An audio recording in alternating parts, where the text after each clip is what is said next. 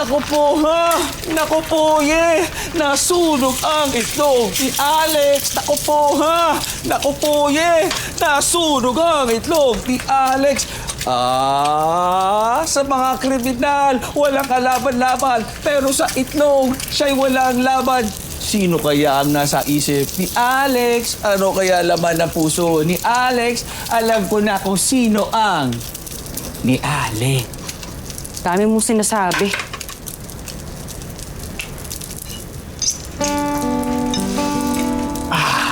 Uy! Teka, ito na ba yung radioactive bomb? O baka naman, weapon of mass destruction? Don't mock your food. Okay, sorry. Bakit? Ikaw ba nagluto niyan? Alam niyo, hindi ko naman kayo pinipilit. Huwag kayong kumain. Ako ang kakain. Ito naman, tampo ka agad. Siyempre, titikim naman kami. Thank you.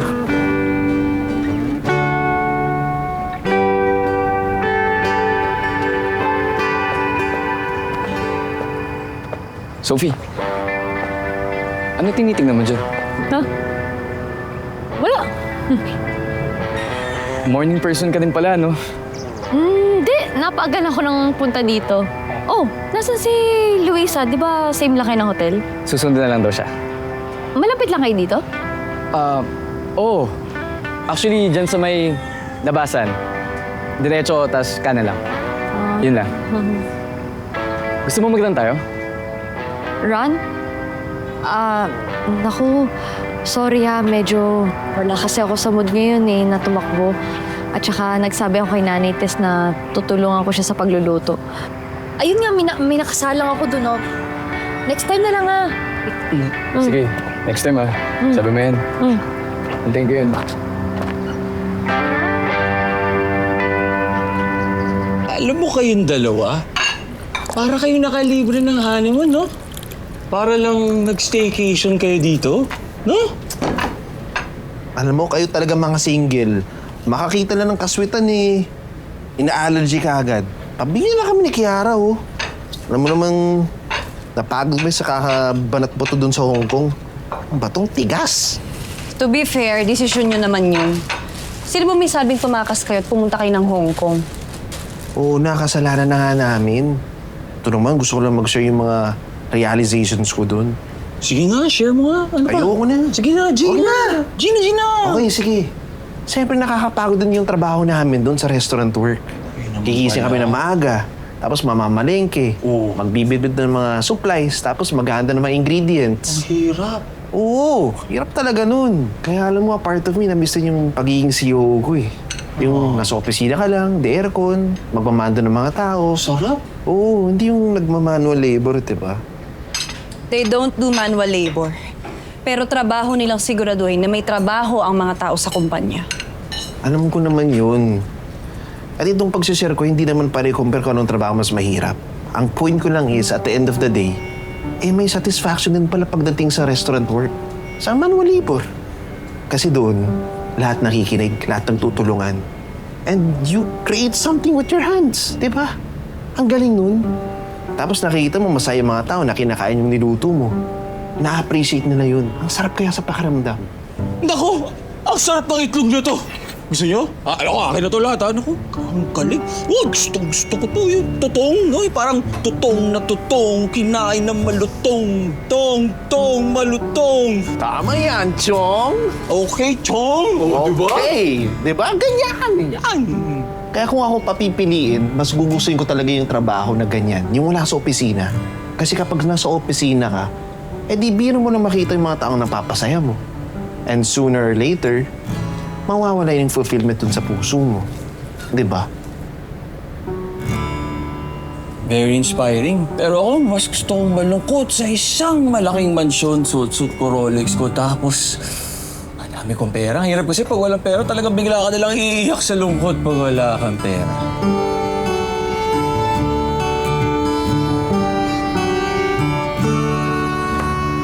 Okay lang.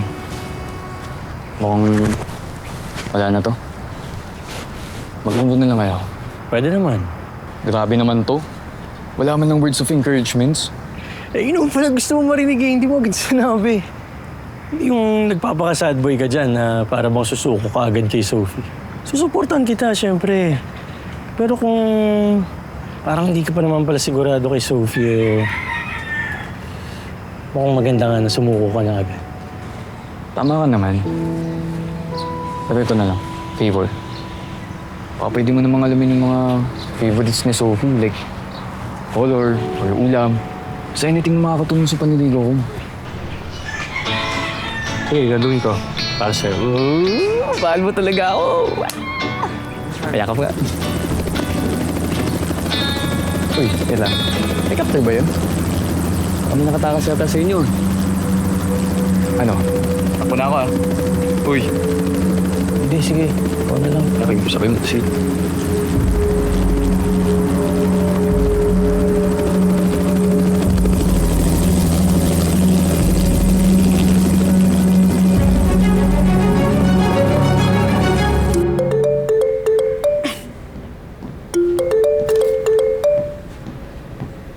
Hello? Oh, kamusta? Kamusta yung Houdini couple natin dyan? May bagong stunt na naman ba? Surprisingly, wala naman. They're okay. Ginagawa lang nilang staycation tong safe house. But nothing alarming. Tapos si Kokoy naman binabantayan pa rin yung money flow ng Vertex. We strongly feel Isabela Contessa de Ravioli will use Vertex to purchase properties and other assets in our country. Eh, ikaw, Bong? Okay ka lang ba? Of course. Bukod sa cooking, wala pa naman ako ibang challenges na hinaharap. Oh, pinakita mo na pala sa kanila yung cooking skills mo. Shanong, just get to the point. Bakit ka tumawag? May problema ba sa agency? Dito? Wala. Okay lang lahat dito, okay? Gusto lang sana kitang i-remind na kailangan mo na mag-update ASAP kasi magkakaroon ng briefing tong si Senator Quintin sa presidente natin. Okay, sige, susend ko once matapos ko na. Agent Alex, may problema. Ano? Anong problema? May kalaban? Take over! Take over! Hey, walang tubig. Ano? Yun lang? Anong yun lang? Paano ko tatapusin itong hinuhugasan ko? Pwede ko magganap ng mabibilan sa labas. Walang aalis. This place is a secluded area. Kung hindi mamang sorbetero ang makikita nyo, mamang magtataho naman. Anong game plan natin? Di pwede walang tubig. Di pa ako naniligo. Baka wala. And I also need to freshen up. Ano yun? Isa lang ibig sabihin nun. May movement sa crypto wallet nila.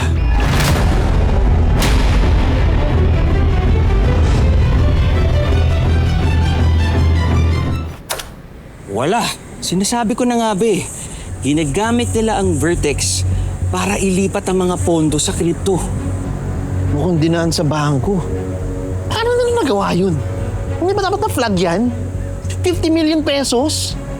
Not if it's a corporate account under legitimate business, which is Vertex. Pinapalabas nila na galing sa operational expenses o business expenses ang multiple transactions. We're in the Philippines. Mga karaniwang tao lang pinaghihigpitan ng bangko dito. Hindi lang yan. Tignan nyo to. Ginagamit nila ang crypto para ilipat ang same amount. Chinek ko sa satellite mapping at isa siyang isolated area sa Tanay. Fully secured off-grid. Possible na yan ang bagong operational site nila Morte Bianca dito sa Pilipinas. Tama ka, Kokoy. I'm sure that place will be heavily guarded, self-contained and almost impossible to infiltrate. Parang mafia village sa Prague and Sicily. Hinahanap pa rin kaya nila yung bomba? O nahanap na nila? Well, yan ang tanong na dapat na masagot. Kasi if nasa kanya na ang bomba, it means catastrophe is near. At kung wala pa, edi may oras pa tayo para pigilan siya.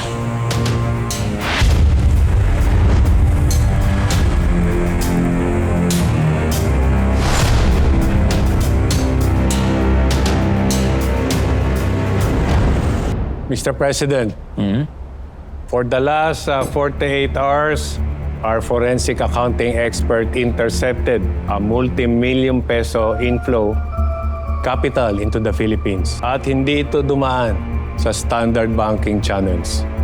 They were moved entirely in cryptocurrency.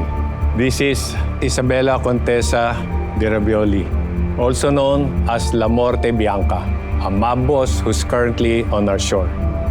At ginamit niya yung Vertex na pagmamayari ng mga Valtrovi as a front para i-convert yung cryptocurrency sa Philippine peso. Baltrobis are the Moravianos, correct? Sila yung matagal natin minamatyagan. Yes, Mr. President. But apparently, Moraviano is not the big shot here. They're just part of the bigger picture. And this is the bigger picture. The Concorda. Their goal is to put up an administration here in the Philippines at dito sila magkakalat ng kanilang lagim. And the only way to end this is to put down La Morte Bianca and the Concorda. What actions are we planning to make this happen? Well, the Global Agency for Government Administrations are doing everything to put them down. Actually, nahanap nila kaagad yung site na binili ni Isabela para gawing kuta nila.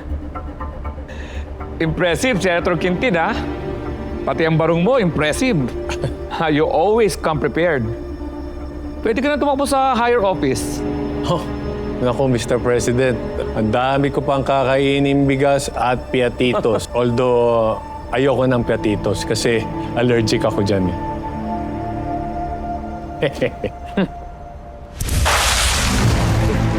What the hell was that? Was that a nuclear bomb? Nuclear bomb yun, ah. Or maybe a chemical bomb, Mr. President?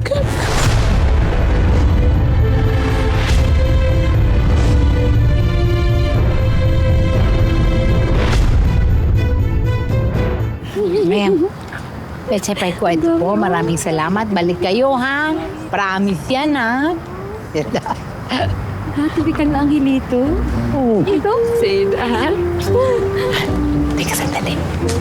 Hindi ka dito. Ano sa tingin mo, Hal? Paano kung nagkaroon ng pagkakataon na kailangan ni Angelitong mamili? Sino kaya sa kanilang pipiliin niya? Pareho silang mabait. Pareho rin maganda. Sinabi mo pa. Pero kung ako ang tatanungin mo, Luisa May ako. Team Angelo. Kasi tignan mo, si Luisa May parang magaling makisama. Pwede sa iba, nag-a-adjust siya. Pag hindi kay Sophie, aking kailangan siya ang nasusunod eh. Di ba, hindi naman po pwedeng ganyan lagi. Ito naman, bata nga eh. Saka mana sa tatay.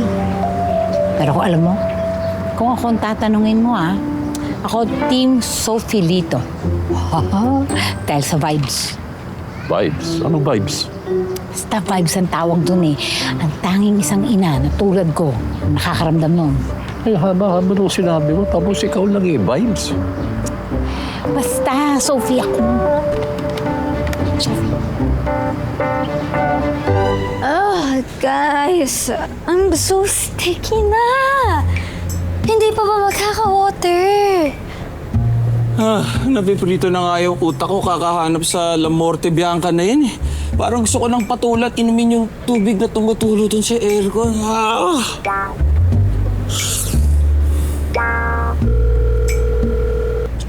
Hello, Agent Dara. Kailan makakatubig?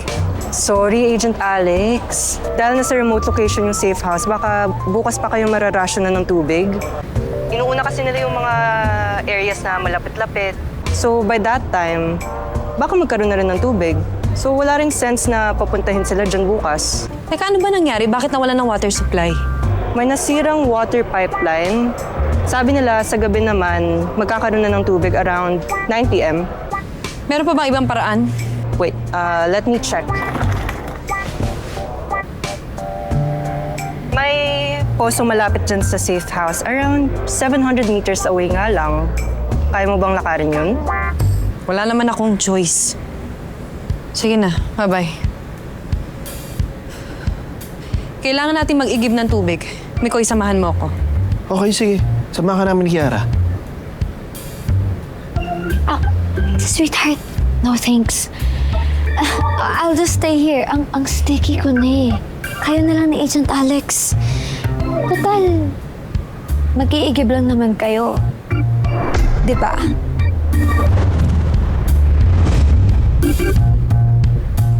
If Kiara stays here, Kokoy, kailangan mo maiwan dito. Yes, ma'am. Roger, copy that. Ah, Tara na, Mikoy. sweetheart, bilisan mo ah. Oh my God.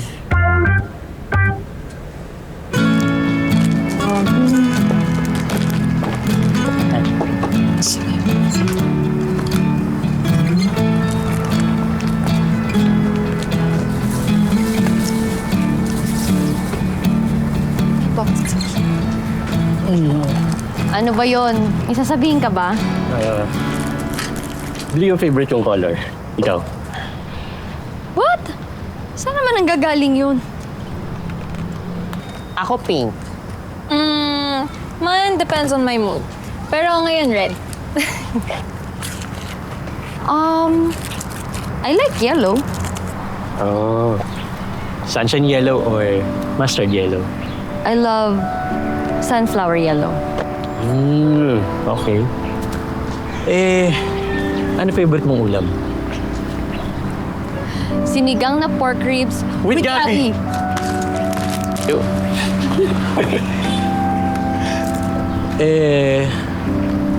Sa lalaki, anong gusto mo?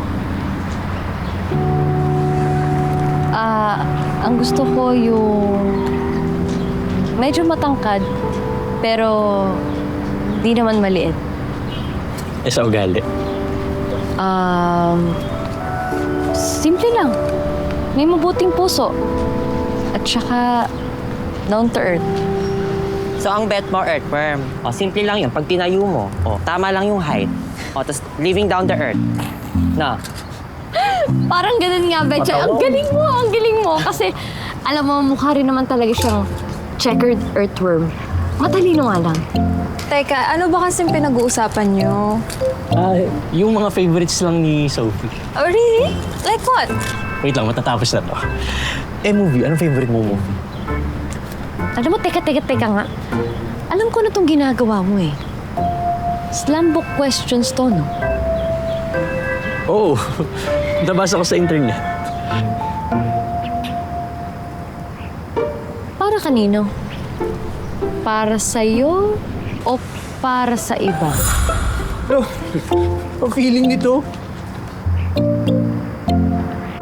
1, 2, 3, 4, 5, 6, 7, 8, 9, 10, 11, 12, 14, 15. Uy! Ano ba, Mikoy? Sinasayang mo yung tubig. Sorry na. Parang military training to, no? Di ba ganito yun? Sayang mo, tinapon mo pa, oh. Naman. Babawasan ko yung rasyon mo, ah. Grabe ka. Bawi mo yun. Hindi. Final na yon. Final na? Final? Talaga? Point. Yun ba yung Naglaro final? pa talaga. Ano? Tama. Oh. O sige. Ano? Bumawi. Ano ba? Ano? Maglalaro ka pa talaga ng tubig? Ay! Bata. Mikoy, tama na.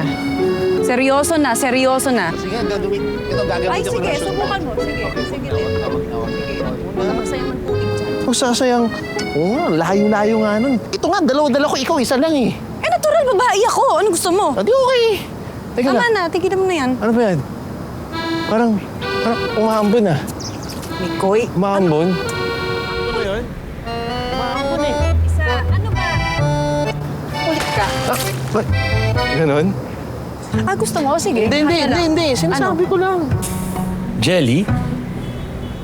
What? Gusto mo ng jelly beans? Nahanap ko sa pantry. Gusto mo? No, thank you. Pwede, masarap. Guys! May jelly! Uy, gusto ko yan! Ang sarap ng jelly! Jelly! Woo! Pagising, jelly!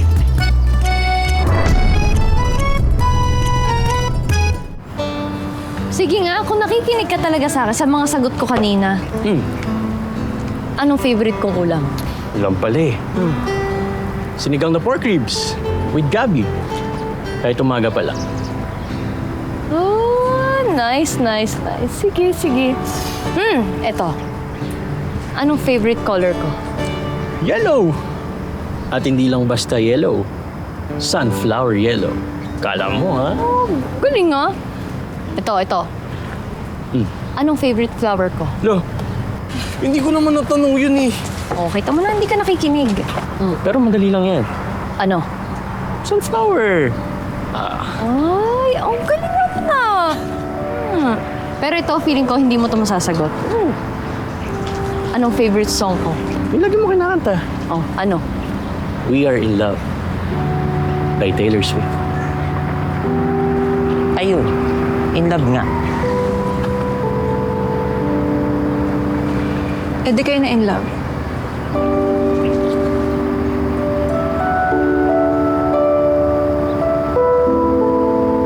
Parang ito yung bahay. Oo, ito yung bahay. Ay, yun ito. Hiho! Taga dito ka ba? Bakit po? Magsisensus lang sana kami. Diyan ka ba nakatira sa bahay niyo ngayon? Census po eh. Di ba kada 5 taon po yun? Na-census na po kami last year eh. Are you guys from here? You look suspicious. Tara na. Bago kayo dito ah.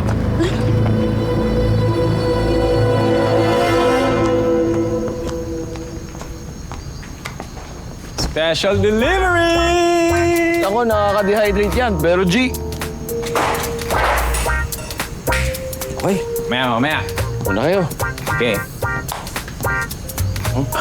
Okay. Ladies and gentlemen, welcome to TED Talk ng Kriminal. Balik kasi ganun ang nangyayari. Punta ako, hinanap ko sa crypto nila. Isang crypto lang ang pinanggalingan, pero nandun pala lahat ng pera nila. At pinadala nila sa Bitay Terraces, very high secured area. Napakadami siya napakadaming guards, pero nakuha naman na aking app. So, Naintindihan niyo ba?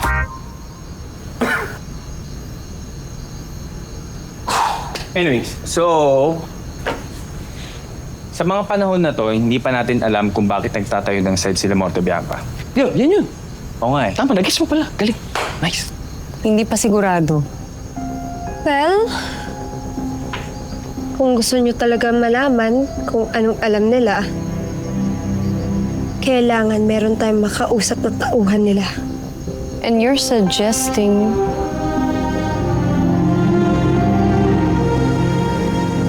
that I reconnect with my father.